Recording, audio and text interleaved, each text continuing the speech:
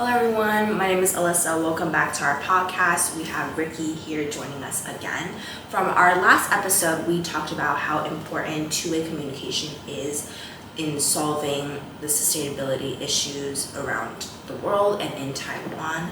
The governments are putting a step into, talking to these indigenous groups. Yeah. Yet the development is very much, it's still in the government's hands. I believe that is the non-negotiated coexistence model. That contrasts with, the model that we are pushing for, where the two-way communication really is in the core of this model. Where, the partnership model, where the indigenous groups are really in the discussion since the very beginning, rather than, just as if the governments are just trying to let them know that this is happening. So, sorry to cut you off, but I feel like this is a very important distinction that we're trying to make. For sure. Yeah, absolutely. I mean, there are a lot of ways where you can engage with these stakeholders, right? I think the more conventional approach is a monetary, financial one. The compensation. Compensation, right? But if you look at examples in New Zealand, for example, they're also trying to bring in these communities in a social manner, in a cultural manner, et cetera, right? So oftentimes these, for example, in New Zealand, the Maori community would co-own, would have, stakes. They would share the equity of the power plant.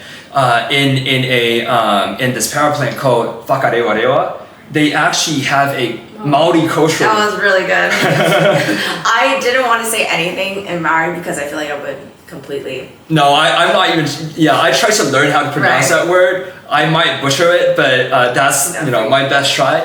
But in that in that region, there's also a a Maori cultural village where tourists can learn more about how the Maori people have historically used geothermal for a variety of different applications. So I feel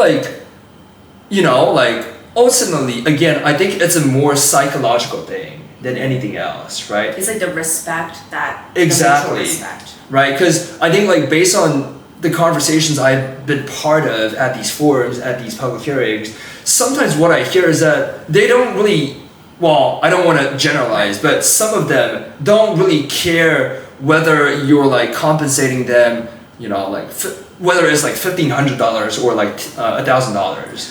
What they care more is that sense of respect, as you're alluding to. That sense of respect, that sense of co-ownership, co-development, right? So to the extent that you can come up with a nuanced, a subtle, and a comprehensive approach to this trust building, I feel that's definitely the key in this process. Yeah, I think you bring up another point. The trust building is very important. Yeah. Because I feel the compensation part is part of it, but I almost feel the more important part is that these governments, especially talking about Taiwan, on the topic of geothermal, these Taiwanese governments should see these indigenous groups as a partner, a negotiating partner, rather than, I just have to convince them to get through this hurdle. Right. It almost seems like they're having this agenda that they really want this to, these geothermal power plants to exist. But in order for future development, geothermal is just one, sustainable energy resource. But I feel for future development, this trust is really important, because if it almost seems like there is a disconnect, the power authority, the structure is very hierarchical, then, this might cause an obstacle to future sustainable development. Absolutely. I do want to caution against a potential, not so positive outcome that might result from the structure, though. Mm-hmm. I think the partnering or the co-management, or which structure? I think let me rephrase that. I think it is definitely very, very important to create legal structures that ensure that these indigenous communities' rights are respected. I do see a scenario where regulations and these processes become too cumbersome to do anything. What do you mean by that? So for example, you see this in California, for example, right? I think there's a difference between trying to ensure justice and also a fast transition. From, for example, in California, it's this everything bagel policy where like permitting or permitting might take 5 to 10 years, and for every rulemaking, for example, like maybe you're required to do like 15 different translations of the rule, right? So I think there's a difference between tying every single issue into a single rule versus trying to be very focused, trying to tackle this issue right at the intersection between protecting indigenous rights and ensuring the sustainable transition. So I feel like in order to find the right balance, I think again it is important to come up with very clear regulations, right? It has to be very, very clear. And also, like, for example, I was actually just in Taidong yesterday. There are more and more geothermal developers going into different pockets of Taidong trying to do geothermal. If there are, for example, 8 different developers talking to 7 different indigenous tribes, this is a situation that is very, very hard to manage, right? So I think also coming up with some sort of standardized process or like some sort of representation that can facilitate conversation between the two sides. I feel like that is ultimately more conducive to a healthy, productive conversation rather than just requiring every single developer to talk to every single tribe in the region without any standardization. Yeah. Then do you think like the New Zealand's like co-management model like can be implemented, in Taiwan? Because I feel like another part that needs to be mentioned is historically these indigenous groups like in post-colonial contexts, like if like I don't know if this might be a generalization, but I feel like the way that the governments are going about the conversation, it feels very they have the more like incentive, and it's almost as if the governments are really like, oh, you want to do this, but then they're not really hearing where they're coming from. Right. And then this can definitely lead into like resource extraction, right, where they're primarily just doing this for the benefits of they say the whole of Taiwan, but then that's not whole of Taiwan if you're just neglecting one part of the group. Right, yeah, for sure. I think ultimately, it goes back to something that we talked about in the previous episode, right? It's not really about, it's not like, okay, doing geothermal is your priority, and then, making sure that you get local consent is, somehow it is complementary to this. I think in my mind, how I think about this is actually necessary for you to meet your goals. This is actually necessary for you. As in making sure that these engagements are done fairly, justly, effectively is absolutely necessary to the long-term development of geothermal, right? So I feel like their interests, the government's interests and the local community's interests are actually aligned because they actually need the same thing to achieve their needs, right? The government, I'm sure Taiwan, the government recently announced this goal of reaching 1 gigawatts of geothermal by 2027. That is significant because we only have 12 megawatts right now. It is a huge leap from now in less than 2 years. In order to achieve that, it is simply naive to believe that you can just neglect local opinions and thoughts and just do it. In order to meet that goal, you actually have to be extremely thoughtful, and you actually have to start these conversations and engagements from the very beginning. So I feel like if both the I understand your point. Yeah.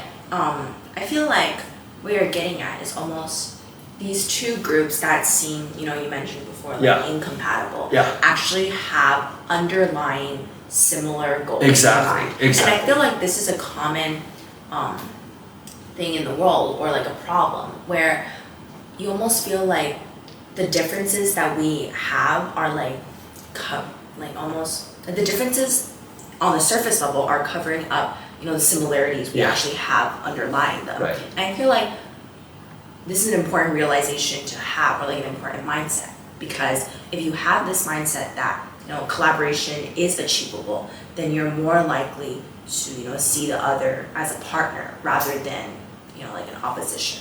Absolutely. Yeah.